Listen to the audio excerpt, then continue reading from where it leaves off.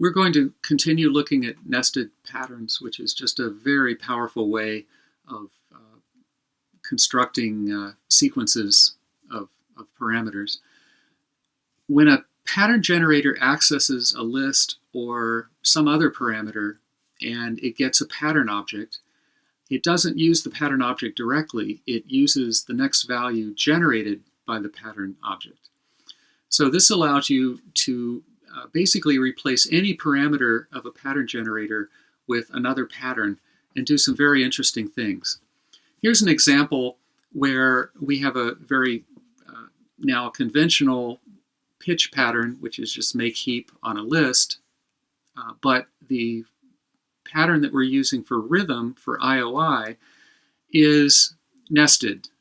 We call make heap on a list, but now we have a list not of rhythmic values, but of patterns of rhythmic values. So make heap is going to pick one of these patterns at random, one of these cycles, and let's say it picks the first one. So then it will output one period, which is 4/16 notes and a quarter note.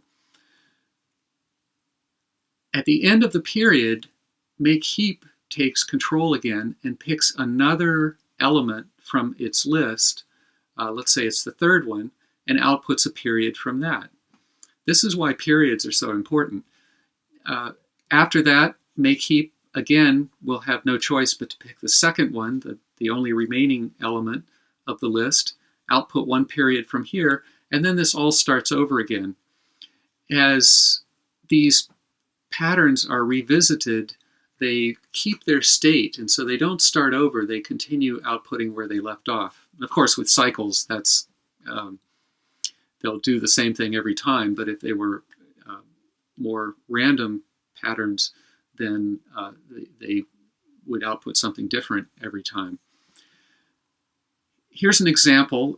I've just taken the pitch and phrase pattern and used those for pitch parameters and rhythm.